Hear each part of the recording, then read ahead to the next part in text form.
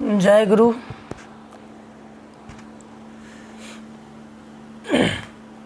तो हम लोग हर हमेशा सकारात्मक रहें, सकारात्मक ऊर्जा, सकारात्मक शक्ति और सकारात्मक सोच जीवन में आपको बहुत बड़ी उपलब्धि दे सकती है। क्योंकि कहा गया है, जैसा आप सोचते हैं वैसा ही आपके साथ होता है। जब ऐसी बात है तो क्यों नहीं मैं हर हमेशा अच्छा ही सोचूं। अच्छा सोचने से ही हमेशा अच्छा होता है। कोशिश करें हर हमेशा अपने बारे में, दूसरे के बारे में अच्छा सोचें। ठाकुर कहते हैं कि दूसरे की मंगल कामना ही अपनी मंगल कामना की प्रसूति है। दूसरे के बारे में जितना अच्छा आप सोचते हैं उतना आपके साथ अच्छा होता है। तो जब यह बात है तो हम क्यों नहीं अच्छा सोचें, हर हमेशा अच्छा सोचें। कभी भी अपना स्वभाव नहीं छोड़ना चाहिए मनुष्य को।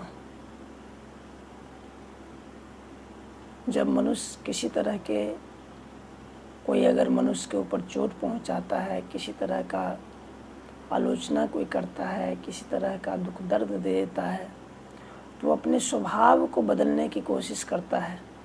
कोशिश करें हर हमेशा अपने स्वभाव में रहें।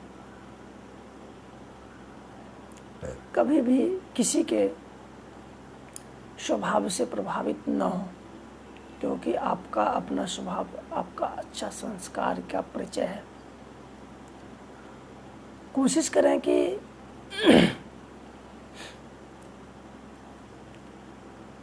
जहाँ तक हो सके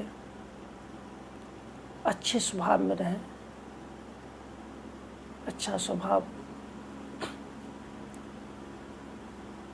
यह बताता है कि आप के जीवन में अच्छा होने वाला है।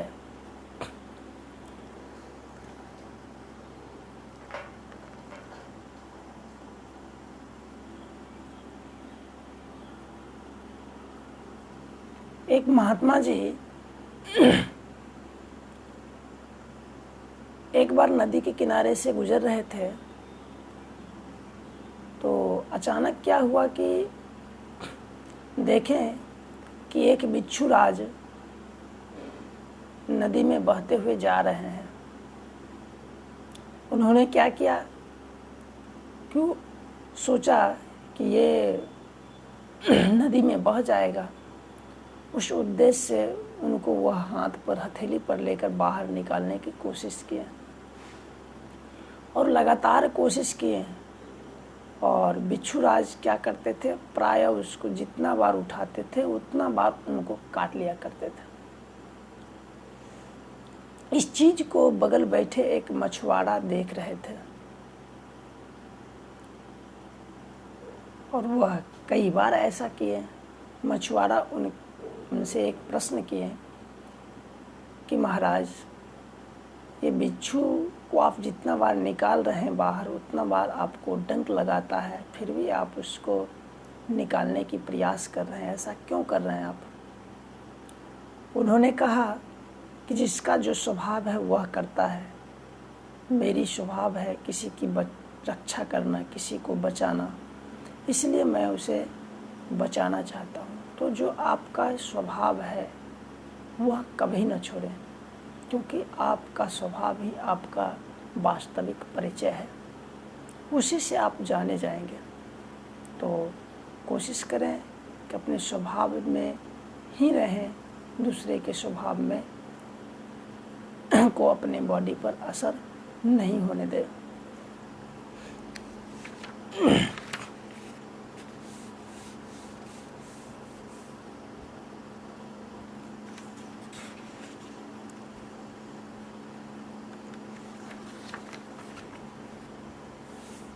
और कभी भी अपने ज्ञान का अभिमान लोगों को नहीं करना चाहिए।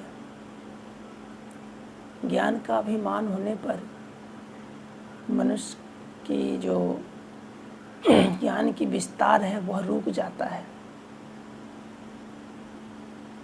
किसी भी प्रकार का अभिमान लोगों को होते ही उसकी वृद्धि रुक जाती है।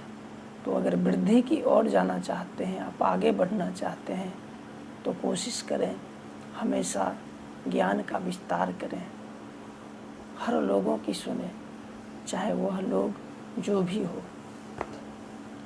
क्योंकि सुनने वाला ही एक दिन बहुत बड़ा वक्ता होता है और यह आदत डालनी बहुत ज़रूरत है।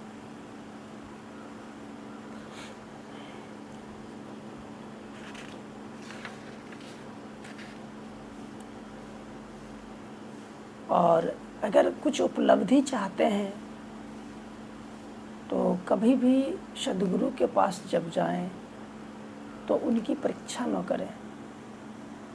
सद्गुरु जो है बहुत दूरदर्शिता होती है। जैसे आज देखिए ना मेरे ठाकुर जी में, ठाकुर जी आज यजन याजन इष्टवृत्ति स्वस्थेनी सदाचार हम लोगों को दिए हैं गिफ्ट स्वरूप। यजन मतलब बोले हैं खुद जान लो, अपने आप को पहचानो, हर तरह से अलर्ट रहो, जीवन का सर्वांगीण विकास करो। और याजन में बोले कि दूसरे का जीवन से परिचय करवाओ, जीवन के महत्व को बताओ, यह जीवन क्यों मिला है उस चीज़ को समझाओ। तुम अगर योग बन चुके हो, हर तरह से कुशल हो, तो दूसरे को कुशल होने में सहायता करो।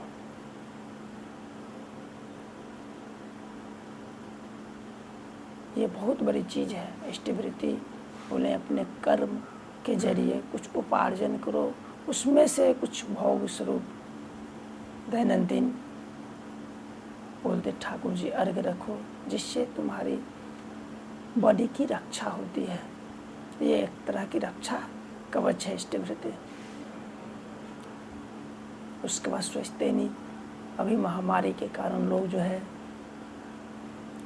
हर लोग बचकर चलना चाहता है और बचकर चलना भी चाहिए। तो इसमें स्वस्थेनी जो व्रत है बहुत ही महान व्रत है। अगर हर एक व्यक्ति इस व्रत को धारण करे, जीवन में पालन करे, तो वह हर एक महामारी से बच सकते हैं। सदाचार का पालन करें, सद्व्यवहार का अभ्यास करें, जीवन बहुत ही उत्तम हो जाएगा, उच्च क्वालिटी की हो जाएगा।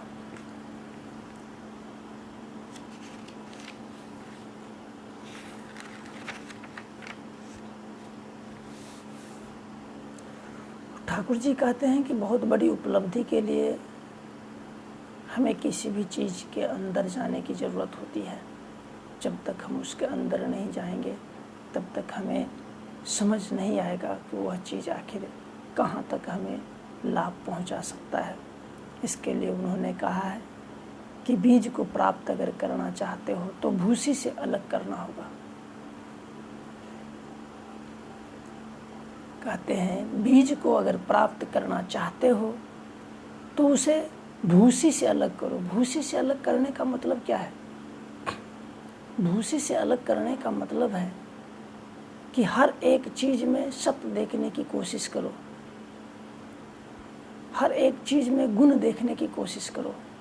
हम लोग सिर्फ दूसरों की खामियां ढूंढते हैं, दूसरों की कमियां ढूंढते हैं, दूसरों की गलतियां ढूंढते हैं। आज तक कोई भी व्यक्ति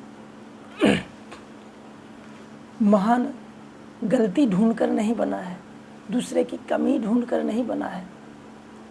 कोई भी अगर व्यक्ति महान बनेंगे, बड़े बनेंगे, उसके पीछे उन्हें हर हमेशा सकारात्मक सोच की ज़रूरत है और अच्छे विचार की ज़रूरत है। हर हमेशा कोशिश करें दूसरे में गुण ढूंढें। गुण अगर ढूंढते हैं तो आप गुणवान बनेंगे।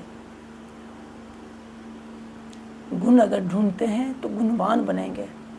लेकिन अगर गलतियां ढूंढते हैं तो वह आपके जीवन में वह छाप उतरता जाएगा। तो हर चीज़ में आपको गलती ही नज़र आएगी। गलती जो मनुष्य दूसरे की सिर्फ गलती देखेंगे, वह मनुष्य किसी से प्यार नहीं करेंगे, प्रेम नहीं करेंगे।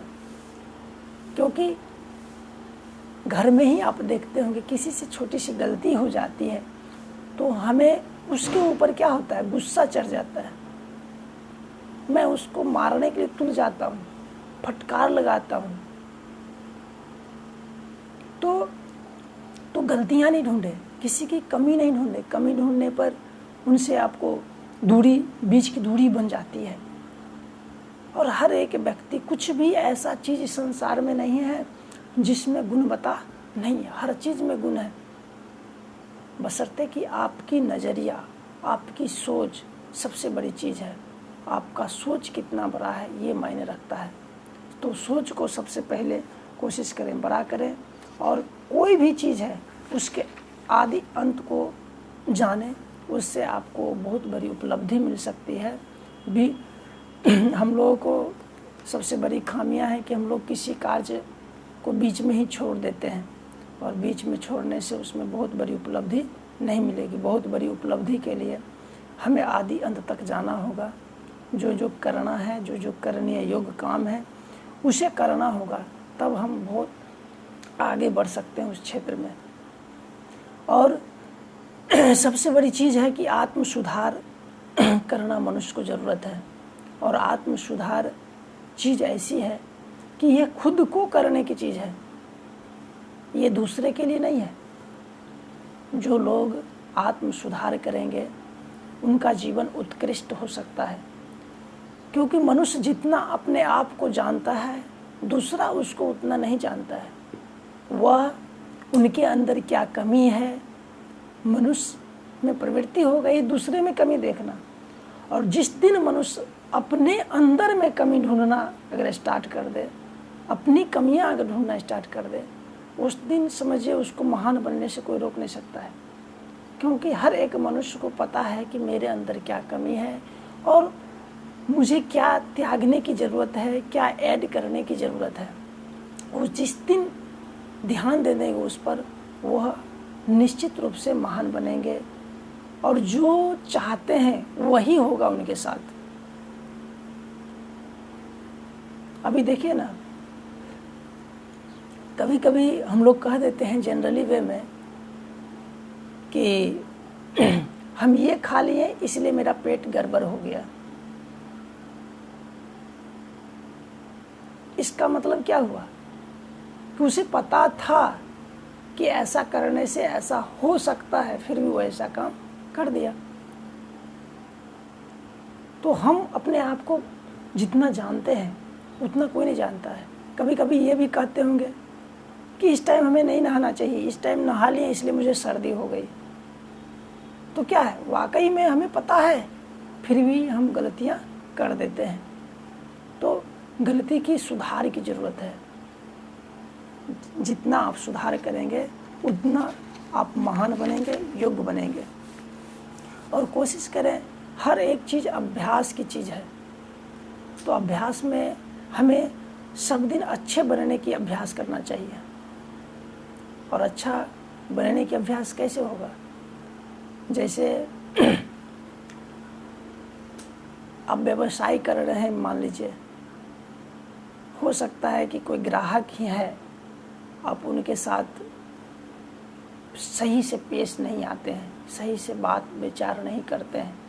तो कोशिश करें, छोटी छोटी कदम से ही हमको आगे बढ़ना है कि जब भी आए तो कम से कम एक मुस्कान भरी एक मुस्कान कम से कम दें। और ये मुस्कान में कोई पैसा नहीं लगता है। मुस्कान एक ऐसी चीज़ है, मुस्कुराहट एक ऐसी चीज़ है जिसमें आपकी न कोई खर्च होती है, न ही आपकी कोई हानि होती है। एक छोटी सी मुस्कान से पेश आएं अपने ग्राहक के साथ, अपने लोगों के साथ। क्योंकि होता है क्या कि जो धाराएं आपके अंदर चल रही है और जिसके बारे में आप सोचते हैं उसके पास वह संकेत जाता है। अगर आप उसके बारे में अच्छा सोच रहे हैं और अच्छा से अगर पेश आ रहे हैं तो वह संकेत उसके तक जाता है, वह भी रिटर्निंग में वही आपको देंगे। हम लोग जीवन में जो कुछ भी पा रहे हैं वह किसका परिणाम है? हम जो देते हैं वही हम पाते हैं। अगर हम मुस्कुराहट के साथ किसी से बात करते हैं, उधर से भी हमें मुस्कान मिलेगा। अगर हम किसी को गुस्सा में बात करते हैं, उधर से भी वही रिटर्न आएगा। तो आप क्या चाहते हैं, वैसा व्यवहार आप करें दूसरे के साथ, वह निश्चित रूप से आपको मिलेगा। नहीं मिलेगा ऐसी कोई बात नहीं है, मिलेगा। बशर्ते कि हमें उस तरह की प्रवृत्ति में आना होगा। और सबसे बड़ी चीज़ है कि कभी भी ठाकुर जी कहते हैं कभी भी निजत्व का त्याग नहीं करना चाहिए। निजत्व मतलब क्या होता है? निजत्व आपका चरित्र है। आज बहुत लोग मल्टी लेवल मार्केटिंग में काम करते हैं, डायरेक्ट सेलिंग में काम करते हैं, उसको नेटवर्क मार्केटिंग भी कहते हैं। और उसमें हम अगर रीड किए हैं तो वही लोग सक्सेस हो रहे हैं, वही लोग आगे बढ़ रहे हैं जो चरित्र के अच्छे हैं, जो दूसरे के पैसा के साथ कभी इधर उधर नहीं करते हेरा फेरी, दूसरे के चरित्र के साथ कभी हेरा फेरी नहीं कर रहे हैं, वही आगे बढ़ रहे हैं। तो निजत्व मतलब आपका चरित्र है, क्योंकि यह ऐसा व्यवसाय है कि इसकी व्यापकता बहुत बड़ी है और इसमें कई लड़कियों के साथ भी काम करना पड़ेगा, कई माँ के साथ आपको काम करना पड़ेगा। मतलब हर एक तरह के लोग आ रहे हैं आपके साथ। तो वहाँ पर आपका चरित्र जो है जितना स्ट्रांग रहेगा उतना आप बहुत ही आगे बढ़ेंगे। और चरित्र के मामले में अगर कहीं भी अगर हम गिरते हैं तो वहीं से हमारे अंदर विकृति आ जाएगी, वहीं से हमारे अंदर गिरावट आ जाएगी, हम आगे नहीं बढ़ पाएंगे। आज बेरोजगारी दूर करने का हम कहते हैं कि बहुत बड़ा साधन है, बशर्ते कि लोग इसे समझे, जाने। और सबसे बड़ी है कि मल्टी टैलेंटेड लोगों को बना देता है, हर तरह का स्किल्स फ्री में डेवलपमेंट कराती है। तो समझने की ज़रूरत है इस चीज़ को। हम तो हर हमेशा जब भी बात करते हैं तो इसके बारे में कुछ न कुछ ज़रूर बताते हैं। तो अपना निजत्व का त्याग नहीं करें। निजत्व मतलब चरित्र होता है, चरित्र का त्याग नहीं करें। दूसरा नंबर, वैसी चीज़ का त्याग कभी नहीं करें जो चीज़ आपके लिए बहुत ही बेहतर चीज़ है। मतलब अगर उसको त्याग देते हैं तो आपके जीवन का अस्तित्व मान लीजिए गड़बड़ा जाता है। या मान लीजिए कोई आदमी है जो साइकिल से अपना कारोबार कर रहे हैं, कोई आदमी है जो साइकिल से अपना कारोबार कर रहे हैं, और कोई ऐसा व्यक्ति है जो वही उससे कहता है कि हमको दे देगा तुम तो बहुत ही अच्छा रहेगा, तुम्हारा कल्याण होगा। ठीक है, तो हमें इस चीज़ को त्याग नहीं करना, उसे देना ही नहीं है, क्योंकि उसी से आपका जीविकोपार्जन हो रहा है। तो इस चीज़ को नहीं छोड़ना है। जो चीज़ आपका नींव है, मान लीजिए जो चीज़ पर आप उठ रहे हैं, आगे बढ़ रहे हैं, उस चीज़ को कभी त्याग हमें नहीं करना है। निजत्व कहते हैं, चरित्र का त्याग नहीं करना चाहिए। चरित्र बहुत बड़ी चीज़ है, 10 आदमी का उसमें बल होती है। अगर आप चरित्रवान हैं, अगर आपसे कभी खामखा गलती भी हो जाता है तो आपको माफ़ कर देता है लोग। ऐसी इतनी बड़ी चीज़ है। और जीवन में सबसे बड़ी चीज़ है कि कभी भाग्य भरोसे नहीं मनुष्य को बैठना चाहिए। कई मनुष्य भाग्य भरोसे बैठे रहते हैं, जबकि भगवान कहते हैं कि तुम मेरा ही अंश हो, मुझ में जो है तुम में भी है, बशर्ते कि उस ऊर्जा, उस शक्ति को आपको निखारना होगा, जगाना होगा, जानना होगा, समझना होगा। आप हर एक काम कर सकते हैं, कुछ भी कर सकते हैं, कुछ भी प्राप्त कर सकते हैं। दुनिया की कोई भी ऐसी चीज़ नहीं है जो आप प्राप्त नहीं कर सकते हैं, बशर्ते कि जानना होगा, समझना होगा। और आध्यात्मिकता बहुत बड़ी चीज़ है। लोग इससे दूरी बनाते हैं, भागते हैं। उसके कई कारणों हैं, क्योंकि बहुत लोग अंधविश्वास में पड़ गए। और सबसे बड़ी बात है क्या, एक छोटी सी कहानी सुनाता हूँ।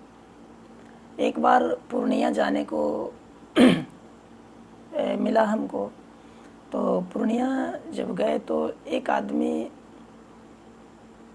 जिसके यहाँ हम ठहरे थे वो मुस्लिम परिवार से थे। तो रात में हम ठहरे तो हम प्याज लहसुन मीट मछली नहीं खाते थे, तो हम फल फ्रूट हर हमेशा रखा करते थे। तो उनको बोले कि खाना मेरे लिए नहीं बनाइएगा, हम खाना जो है फल फ्रूट है हम खा लेंगे।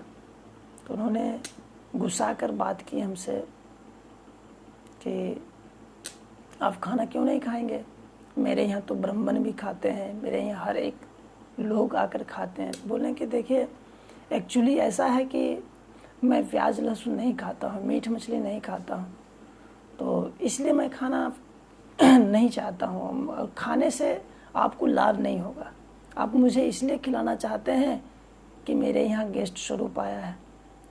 तो बहुत अच्छी बात है, ये आपकी भावना बहुत ही अच्छी है, लेकिन मैं अगर आपके यहाँ खाता हूँ तो आप वही बर्तन में खाना मुझे खिलाएंगे जिसमें आप प्याज लहसुन खाते हैं, मीट मछली खाते हैं। तो हम समझते हैं कि आपके लिए ये चीज़ अच्छा नहीं है, इसलिए मैं खाना नहीं खाऊंगा, इसको आप बुरा न माने। तो उन्होंने कहा कि ठीक है ऐसी बात है, तो कोई बगल में देखते हैं हिंदू परिवार हो जो मान लीजिए अगर ऐसा हो तो उनसे हम खाना बनवाए थे। तो कहे ये चलिए मतलब कर सकते हैं आप, अगर कोई आदमी हो तो देख लें आप। तो ऐसा ही उन्होंने किया। लेकिन खाना खा के हम लोग जब एक जगह बैठे तो उन्होंने मतलब कहा कि हिंदू में जो है ना बहुत ढकोसलाबाजी होता है। तो बोले कि हम क्लियरली बताइए ना दादाजी क्या बात है। तो बोले कि एक आदमी एक लड़की जो है एक गुरुजी के पास दीक्षा के लिए गया, ये बगल में ही मंदिर है, और वो लड़की को लेकर भाग गया। तो उस टाइम उनकी 2 पोती जो थी वह कुरान शरीफ का पाठ कर रही थी। कोई हाफिज साहब आए हुए थे और पढ़ा रहे थे। तो हाफिज साहब भी बैठे हुए हैं और बच्चियाँ लोग भी बैठे हैं, 2 लड़का भी पढ़ रहे थे। तो हम दोनों आदमी से कहें, बोलने कि हाफिज साहब दादाजी का एक प्रश्न है और यहाँ बच्चे लोग भी हैं, मेरा एक प्रश्न है और आप सतर्क होकर जवाब दें कि बताइए कि उस लड़की की गलती है या महात्मा जी का गलती है, बड़ा जरा सोच समझ कर बोलिएगा। तो मास्टर साहब झट से बोल दिए कि नहीं, दोनों की गलती है। मैंने उनको बहुत डांट लगाया और उन्हें कहा कि बताइए कि मेरी बिटिया 2 है जो अभी आपके पास पढ़ रही है, वह क्यों पढ़ रही है कि उसके पास अज्ञानता है, जो आप जानते हो उसे वह नहीं जानती है, इसलिए आपके पास बैठी हुई है। आप बुरा न माने, अगर मेरी बिटिया में से कोई अगर आपको कह दे आई लव यू तो आप क्या कहेंगे? क्या आप भी उसे आई लव यू कह सकते हैं? तो या आपको मान लीजिए गलत मैसेज कर रही है तो क्या आप चाहेंगे कि गलत करें? बस मास्टर साहब चुप हो गए। हम बोले देखिए कि गलती अगर कहेंगे तो पूरा का पूरा गलती उस महान आत्मा की थी जो अपने आत्मा को समझ नहीं पाया। उनके यहाँ तो गए थे दीक्षा लेने के लिए, उनसे अच्छे संस्कार प्राप्त करने के लिए वो गए थे। अगर वह योग्य नहीं होते तो उनके पास नहीं जाते, लेकिन वास्तव में योग्य नहीं थे। ठाकुर जी इसीलिए कहते हैं योग्यता नहीं दावी करे दुर्गति में वही मरे। जिसके पास योग्यता नहीं है वह किस चीज़ की दावी करता है, तो आज हो कल हो परसों हो उसे दुर्गति निश्चित मिलेगी। तो सबसे बड़ी चीज़ है योग्यता। योग्यता बहुत ही बड़ी चीज़ है, हमें योग्य बनने की ज़रूरत है। तो उसके बाद हम उन लोगों से बात किए, कुरान पर भी, कुरान शरीफ पर भी बात किए, हदीस पर भी बात किए, हज क्या होती है उस पर बात किए, जकराता क्या होती है उस पर बात किए, काबा क्या है उस पर बात किए। तो उन्होंने कहा कि आप मुस्लिम हैं कि हिंदू हैं? हमने कहा उनको कि मैं ना हिंदू हूँ ना मुस्लिम, मैं सिर्फ एक मानव हूँ, और इसलिए मैं इस पर आपसे टॉक की कि अगर आपके जैसे महानुभाव लोग अगर दूसरे में कमी इस तरह देखने लग जाए तो ये सब अच्छी बात नहीं है। ये जो होने वाला है होता ही रहेगा, लेकिन आपको अच्छे बनने की ज़रूरत है। तो कभी भी ध्यान दें, कभी भी भाग भरोसे नहीं बैठे। हर मनुष्य अपने भाग का निर्माता खुद है। मनुष्य जैसा कर्म करता है उसका वैसा धीरे धीरे भाग बनता स्टार्ट हो जाता है। और कभी भी पेशेंस भी नहीं खोएं। हर एक उपलब्धि प्रोसेस से ही मिलती है। हर एक उपलब्धि में कर्म करना पड़ता है, तपना पड़ता है, और तपने के बाद ही मनुष्य योग्य बनता है। बिना तपे कोई योग्य नहीं बनता है। आज हम आपसे बात कर रहे हैं, मेरी भी जर्नी जो है बहुत ही कष्टमय है। गौर करके देखें तो 1909 में ही जो है मुझे पंजाब और हरियाणा और क्या कहते हैं यूपी जाने की नौबत आई थी। और ये चीज़ 6 साल तक चली थी, जिसमें बहुत बड़ी काम नहीं करते थे। धान रोपने का काम करते थे, धान काटने का काम करते थे। और यह चीज़ मेरे फेसबुक से बहुत ऐसे लोग हैं जो बहुत करीब से जानते हैं। उसके बाद चिमनी में जो है ईटा पारने का काम हुआ करता था। उसके बाद सब्जी बेचना आरंभ किए। फिर शिक्षा से जुड़े, और शिक्षा से जुड़े तो उसमें सबसे ज़्यादा अगर विस्तार की और हम बढ़े, मेरे अंदर अच्छी सोच आई तो वह है मेरे जीवन में ठाकुर अनुकूल चंद्र जी से जब दीक्षा हुई और बाबू प्रसाद मिश्र जैसे व्यक्ति से जब ताल्लुकात हुआ, गीता प्रसाद यादव से जब ताल्लुकात हुआ, तो मेरे जीवन में एक अलग सोच आई, कुछ करने की अलग मतलब प्रेरणा मिली। उसके बाद से मेरा जीवन हर हमेशा उत्स की ओर बढ़ा, हर हमेशा आगे की ओर बढ़ते ही रहा। और हम तो यही कहेंगे कि जीवन को जितना आप महान बनाना चाहते हैं, जितना बड़ा बनाना चाहते हैं, उतने बड़े आदमी से आपको ताल्लुकात रखनी होगी। अर्थात जैसा आप बनना चाहते हैं उस तरह की संगति चाहिए, उस तरह की समूह चाहिए। आज न हो, कल हो, परसों हो, एक दिन आप जरूर योग्य बनेंगे। इष्टभृति जरूर करें। ठाकुर जी हम लोगों को इष्टभृति करवाते हैं। हम याद है हमको 50 पैसा से इष्टभृति करते थे 2008 में, और कुछ ही दिन के बाद मेरी इनकम का स्रोत बढ़ गया, क्योंकि हम ट्यूशन 2-3 पढ़ाते थे, उसमें ज़्यादा पैसा नहीं आती थी, लेकिन ट्यूशन इतना मेरा बढ़ गया कि अच्छा खासा पैसा आना स्टार्ट हो गया। फिर 2 रुपया शिष्टवृत्ति मैं स्टार्ट किया। कुछ दिनों के बाद क्या हुआ और भी मेरा इनकम का स्रोत बढ़ गया। मैं 5 रुपया शिष्टवृत्ति स्टार्ट किया। आज ठाकुर जी कृपा है कि पुलिस विभाग में आ गए तो और भी बढ़िया इनकम हो गई। आज पूरी फैमिली से शिष्टवृत्ति मांगो 1500-1600 रुपया जाती है। तो ये सब उनकी कृपा है। इष्टवृत्ति जो है ना समर्थ योग चीज़ है, आपको समर्थवान बनाता है। आज सुबह सुबह हम लोग पैसे हाथ में लेते हैं और इष्टवृत्ति करते हैं।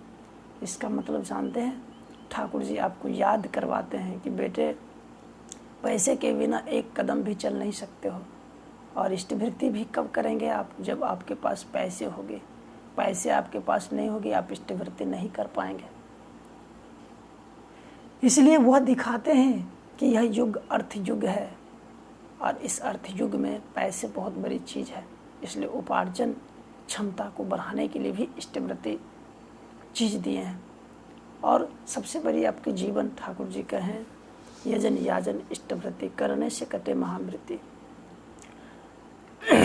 अगर आप यजन करते हैं, याजन करते हैं, इष्टवृत्ति करते हैं, तो महान प्रलय भी आने वाला रहेगा, तो आप बच जाएंगे। यजन मतलब होता है अपने आप को जान लेना, समझ लेना, योग्य बन जाना, हर तरह से कुशल बन जाना।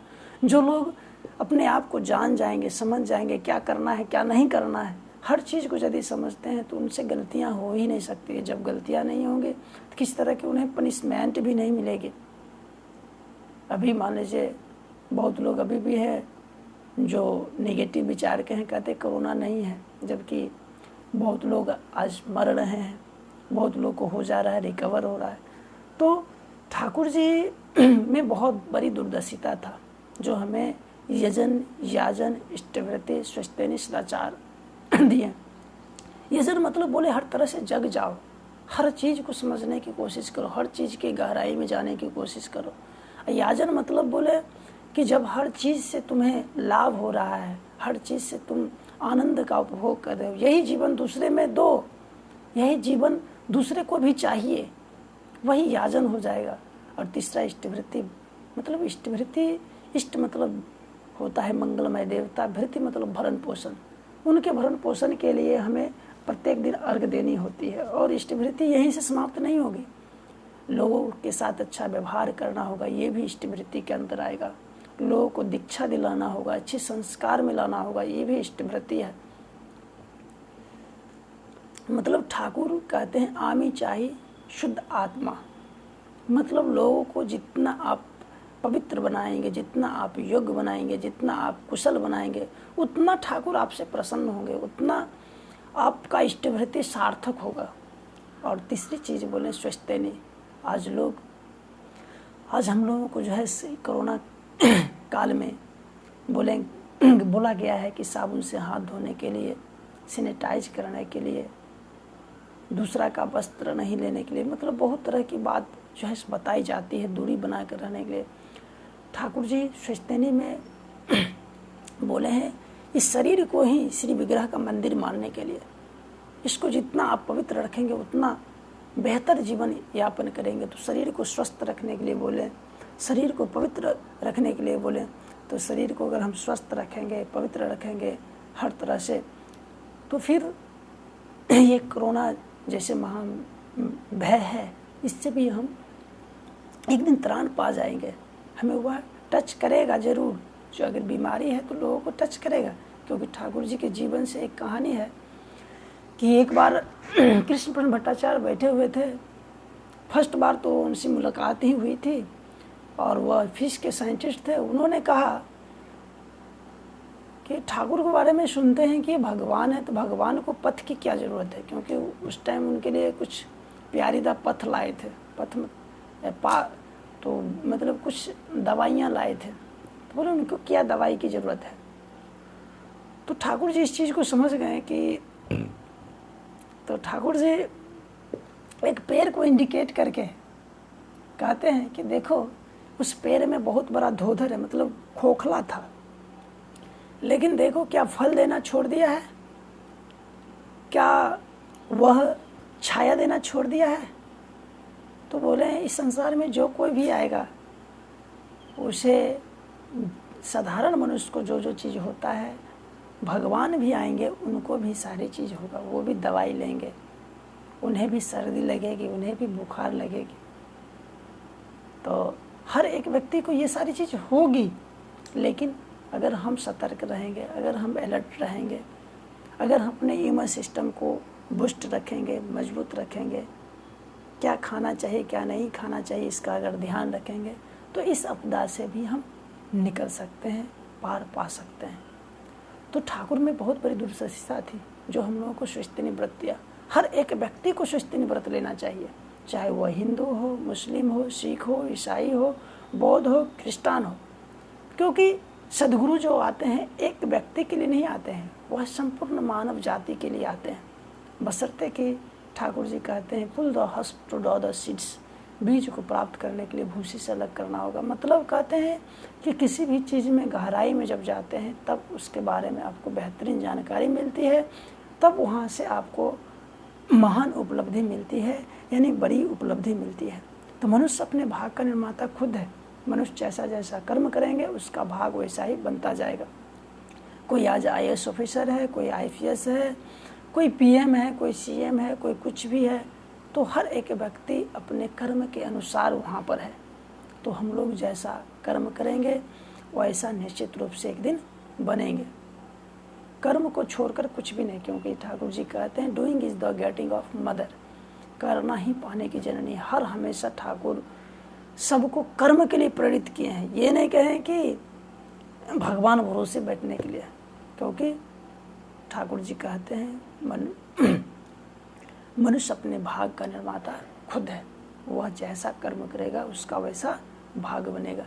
तो इसी शब्दों के साथ मैं आपसे विदा लेता हूँ और आप सबों के लिए मैं मंगल कामना करता हूँ कि आप लोगों का जीवन मंगलमय हो, आनंदमय हो, हर हमेशा आपके जीवन में प्रसन्नता रहे बना, आप स्वस्थ रहें, सतर्क रहें।